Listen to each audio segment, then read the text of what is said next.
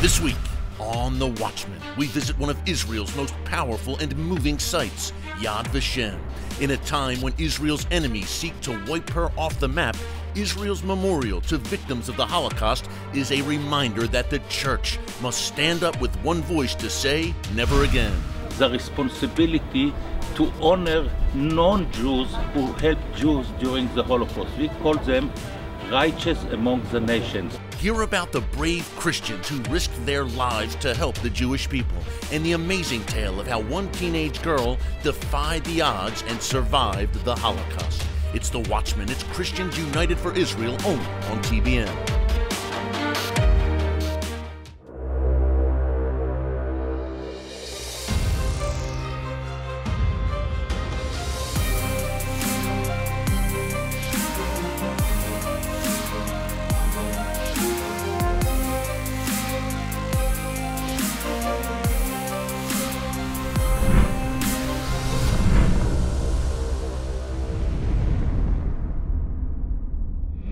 And welcome to The Watchman. Folks, we live in a time of incredible technological advances where new information is literally at our fingertips every minute of the day. And yet more people are ignorant about history now than ever before. How else can you explain the UN passing resolutions that deny the Jewish heritage of Jerusalem and the Temple Mount, where Jews have had a presence for over 3,000 years? At the same time, Iran's regime threatens to wipe Israel and the Jewish people off the map, using rhetoric straight out of Hitler's playbook. And the response of Western powers is to send Iran billions of dollars in sanctions relief and sign a disastrous nuclear deal that pretty much guarantees Iran will one day get the bomb. We've seen this all before.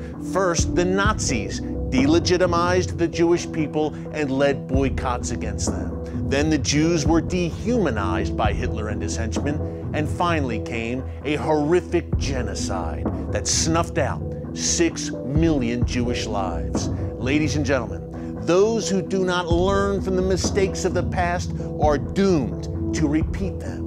That's why I recently visited Yad Vashem, Israel's official memorial to victims of the Holocaust. It was a powerful visit to a remarkable place and a reminder of the special role that our team here at Christians United for Israel plays in these Bible times. The book of Isaiah tells us to comfort Israel, and our team at CUFI is doing that and so much more. We are 3.3 million committed followers of Jesus who are standing in the gap for Israel for Zion's sake. During my visit to Yad Vashem, I spent time in the Garden of the Righteous Among the Nations, a memorial at Yad Vashem that is dedicated to the brave Gentiles who helped Jews during World War II, sometimes at the cost of their own lives. Many of these righteous Gentiles were devout Christians who were motivated by their faith, and their legacy inspires our growing movement at CUFI today. Take a look.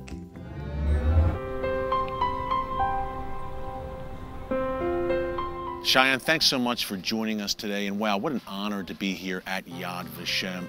Tell our viewers what this place represents. Thank you for coming and asking for this important question. Yad Vashem is a center of the Jewish people to commemorating the Holocaust. Yad Vashem was founded following the Holocaust in 1953. And the name Yad Vashem is coming from the book of Isaiah, chapter 56, where Isaiah spoke about those who are following the way of the righteous, that they will have a Yad Vashem in the house of the Lord. Yad Vashem, it means a place of memory in the house of the Lord. And the survivors who wanted a place to remember the names of those who perished during the Holocaust, remember those who were killed murdered during the Holocaust, they took this phrase as the name of our institution, Yad Vashem, a memorial to the names, a memorial to the 6 million Jews who perished during the Holocaust. But we stand here at the entrance to Yad Vashem, which was the original entrance to Yad Vashem, the avenue of the righteous among the nations, because as part of the law of Yad Vashem, which was legislated by the Israeli parliament, the Knesset, was the responsibility to honor non-Jews who helped Jews during the Holocaust. We call them righteous among the nations. These are people from, these are Gentiles, Cheyenne, from places like Belgium, France, Germany, the Netherlands. Muslims from Albania, from all around. Wow. And they all were ready to put their own life in risk in order to save Jews. So, according to the law, we have to honor them. Yad Vashem has recognized till today 26,000 righteous among the nations.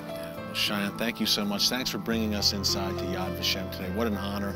And we can only hope today that Christian supporters of Israel will have the same boldness and courage as these righteous Gentiles. I want to add something. When I came to Yad Vashem, I had one of my goals was to try to build a partnership between Yad Vashem and the Christian world, to build bridges over those 2,000 years of hatred. And we have founded Yad Vashem Christian Friends together with the International Christian Embassy and with other partners today the Bible Museum in Washington, in order to build those bridges, to inform the Christian world, to teach, and to get the support from the Christian world. So I want to encourage any Christian everywhere to join us, to give us a hand, and let's together build a bridge over the past. If not us, who? And if not now, when? Folks, if the body of Christ doesn't step up and stand with Israel, no one else is going to do it. So join our movement at Christians United for Israel and fulfill your biblical mandate to bless Israel and the Jewish people. Now let's take you inside Yad Vashem, where you'll find pictures, artwork, letters, and other original documents from the Holocaust. Our guide, Malky Weisberg, shows us what life was like for the Jews there and how they lost everything except their faith in a merciful God. Let's take a look.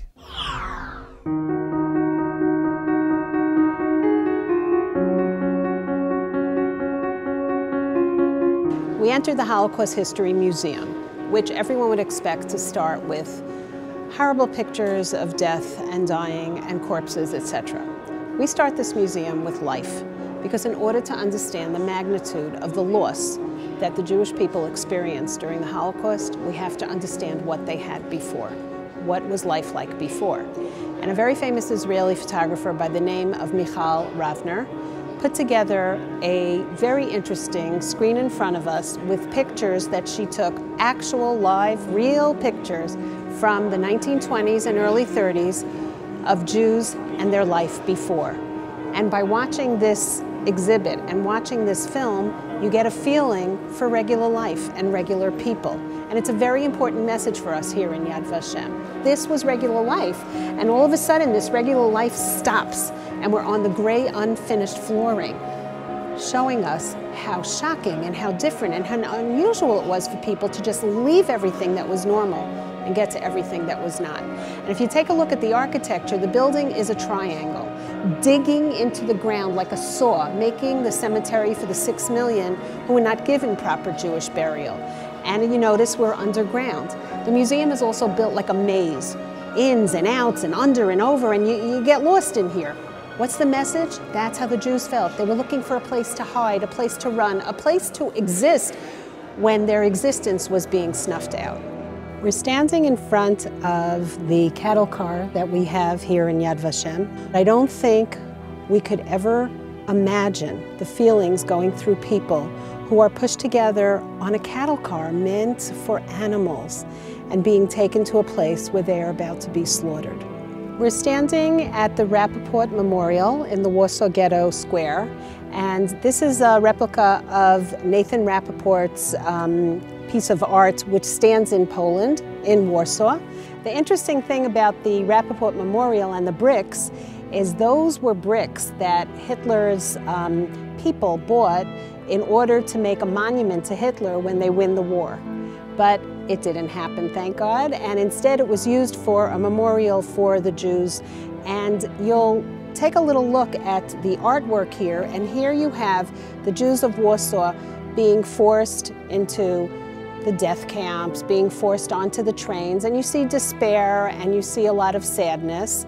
And if you look at this part of the monument, you see the Warsaw Ghetto fighters. You see the spirit of not despairing, but let's fight back.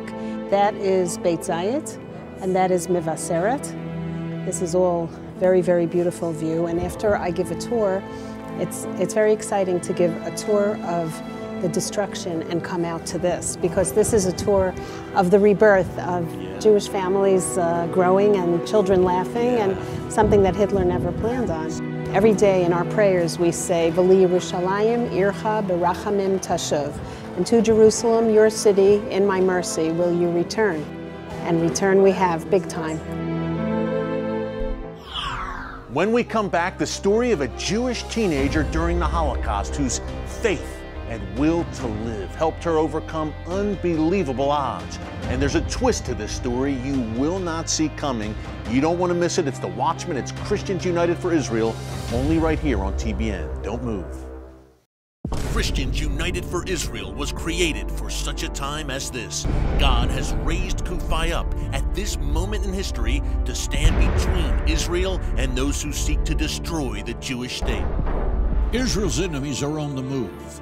As dark clouds gather on the horizon, tell the world you proudly stand with Israel. Be a courageous voice for biblical unity and moral clarity when you join Christians United for Israel. Show your love for the people of Zion with this beautiful symbol of unending support for Israel. Wear the pin and join Kufai, a movement of over 3 million defenders of Israel who are raising a torch of truth to defeat the darkness. Call the number on your screen or visit cufi.org/pin to receive your free pin that will show your proud support for Israel.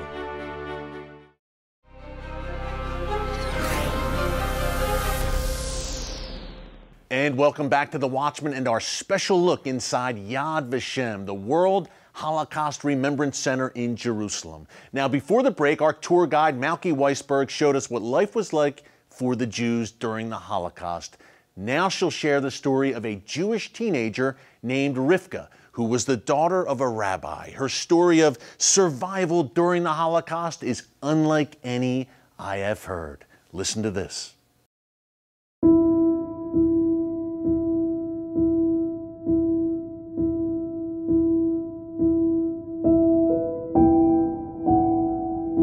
I'd like to tell you a story about a young woman named Rivka, who was from a town in Galicia called Buchach. Galicia was in Poland, and Rivka was about 17. She was the daughter of the rabbi of the city, and her father had passed away under the Germans, and she was with her mother, and she was engaged, so her fiance was in her town at that point as well. And the Nazis started their actions where they were collecting the Jews of the town to take them away to the death camps. And they found them, and they forced them out, and they marched them to the train station. That day, there were about 1,200 to 1,400 Jews from the town of Buchach that were taken to the train station. The young men were taken to one side where they were going to go to a work camp, so her fiance was taken away. She and her mother were told to sit on the ground with about 1,200 other people. And the Nazis insisted on silence. Well, when you have a lot of children, and when you have elderly, and people are thirsty, and people are crying and scared, it's not going to be quiet. And the Nazis just were beating and shooting, and the scene was horrific. And Rivka said to her mother quietly, "Let's escape. We got to get out of here. This place is, they just want to kill us." And her mother tried to calm her, but she said, "Rivka, where are we going to go? We're surrounded by guards and dogs and guns, and we have nothing." The train comes, and she's shocked. She's been on trains in her life. That's the mode of transportation in Europe. But it wasn't a train for people. It was a cattle car for animals. And they were brutally pushed onto this cattle car, and from the second she's pushed in, she's looking for a way out. Train is locked. It's on its way. It's moving quite fast. And she's looking around. It was dark, but she sees in the top upper hand right corner of the cattle car, there's a window. And the window is covered with wooden slats and barbed wire. And she turns to her mother and she says, "I have an idea of how I can escape." Her mother was only 52, but she was much too weak to do such a thing. But Rivka was 17 and she wanted to live. And she said, I can jump out that window, but I'm not going to do it unless you give me your blessing. And her mother said her last words to her. She said, maybe if you're out there, I'll be better off where they're taking me. And Rivka took that as a blessing. And she climbed on top of a barrel that she was able to get over to the window. It was very crowded, but people helped her. She ripped off the wooden slats and with them pushed out the barbed wire. The window's open. And when the window's open, she looks at her mother one last time as the train is going on a little bit of an incline, so it slowed a bit. And she took that jump. And she made it. She fell into a cornfield, and the corn was high, and she was very lucky because it covered her. The train is gone, it's dark, and Rivka says, what did I just do? So at that moment, she realizes that both her mother and her fiance are gone. And as she lay in the cornfield crying, she hears voices. First, she's terrified, but as they get closer, she hears Yiddish, the Jewish colloquial language. She realizes it's Jews. She calls out. Two young men help her up. She was okay, a little bruised, but okay. And they said, where did you come from? She said, I jumped off the train. Where did you come from? And they said, so did we. And the two young men tell her that they know the roads. They're walking back to town. It'll take them the whole night, the whole way there, back to her town. Rivka is praying that she will find what she had hidden in her hiding place. Just 2 months before, with her engagement ring, she purchased false papers, identification papers that said she's a Christian girl by the name of Paulina Volanska. She bought them just in case. Just in case was now. She got back to town, found her papers, and she also found a brother and sister-in-law and their baby who had survived the action. They took her in, and in 2 days, she and her brother found a very kind Polish woman who was willing to risk her life and take Rivka to Warsaw, a town with the city with 1 million people that nobody knew her, get her a job as Paulina Volanska. She's getting ready to go when her brother runs with an envelope towards her and says, Rivka, this just came with the underground Jewish post. And the envelope was addressed to her brother, but she saw the handwriting was her fiance. And she ripped it open, and he writes to his future brother-in-law, I was in a horrible camp near Lvov called Yanovska, but I miraculously escaped. But what is my life worth if my bride was murdered in Belzec? Well, his bride wrote him that she's alive, and she begged him to be very careful, but come to her town, and together they would figure out a route of escape. He got to her town, which again was miraculous, because Germans could figure out if a male was Jewish immediately. And together they decided that she would go off to Warsaw with these false papers, because a Jewish girl to do that was dangerous but doable. For a man, it was almost impossible. For him, they found a hiding place in the outskirts of her town. They parted ways, not knowing if they would ever see each other again. And I would like to continue the story a little later in the museum. Powerful stuff. And when we come back, the conclusion to Rivka's story and the surprise ending you will not want to miss. Trust me, stay with us after the break. Israel's enemies are united in their goal to destroy the Jewish state. They all share one purpose: to wipe Israel off the map. Evil forces never stop working to isolate, delegitimize, and weaken Israel. In the face of evil, Christians must not remain silent. Supporting Israel is not a political issue, it is a biblical issue. And you can make a difference in your church, on college campuses, and on Capitol Hill. In 10 years, you've gathered more than 3 million members and are active on more than 300 college campuses. CUFI never shies away from standing with Israel, from standing with the truth. Become part of the largest pro-Israel organization in America and help Christians united for Israel push back against the darkness as a beacon of truth. Join over 3 million defenders of Israel when you visit our website at cufi.org and sign the Israel Pledge. Together, we'll make sure that Israel never stands alone. Welcome back to The Watchman and our special look inside Yad Vashem. Now to the conclusion of the story about the teenage girl named Rivka and how she faced unbelievable odds to survive the Holocaust. Once again, here's our tour guide, Malky Weisberg.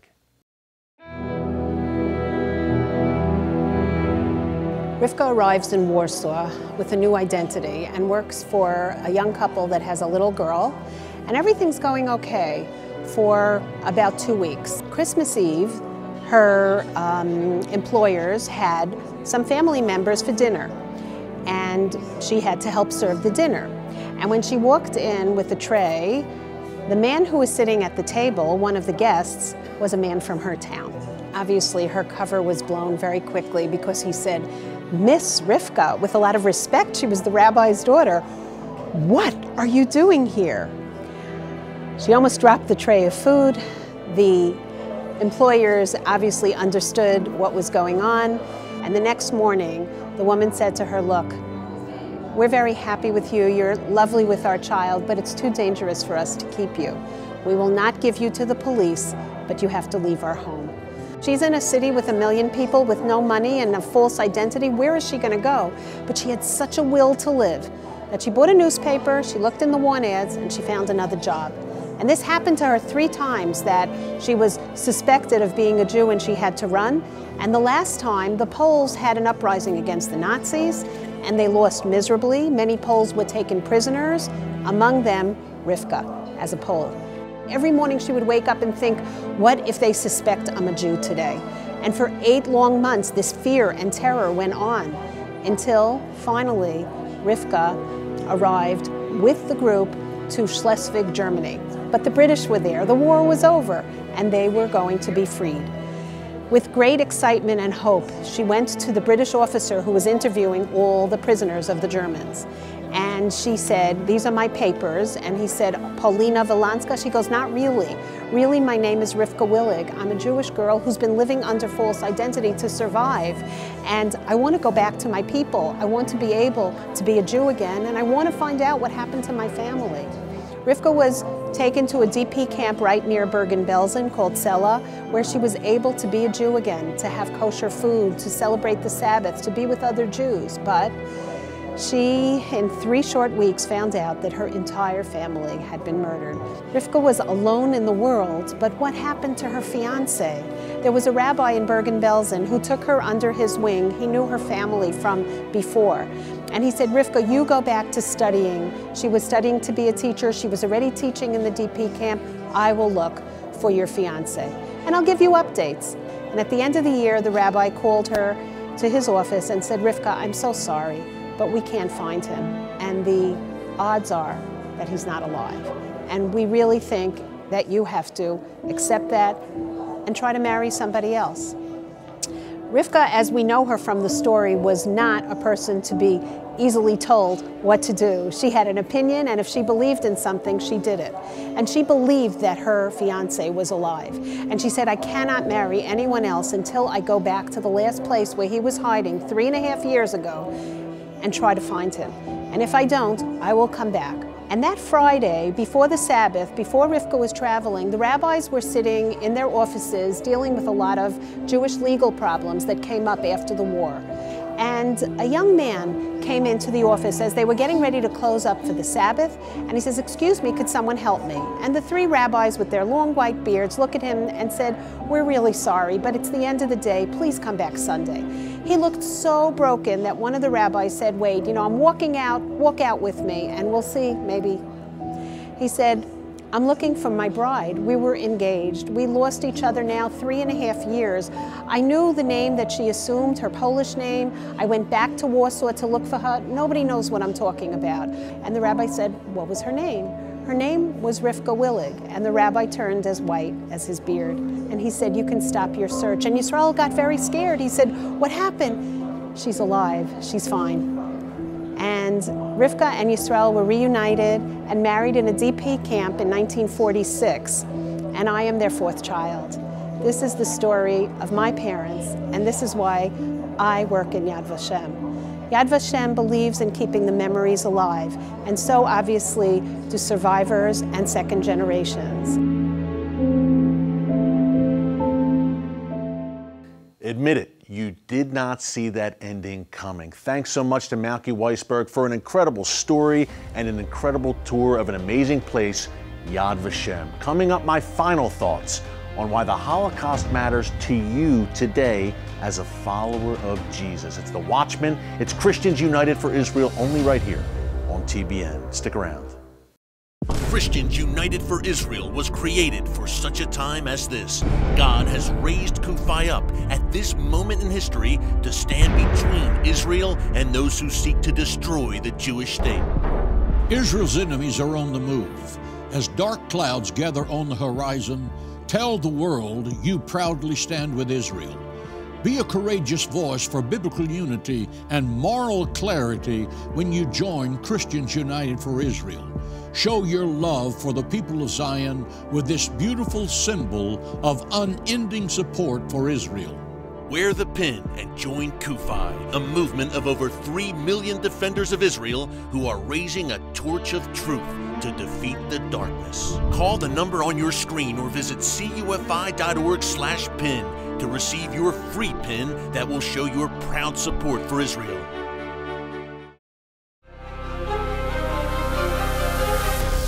And welcome back.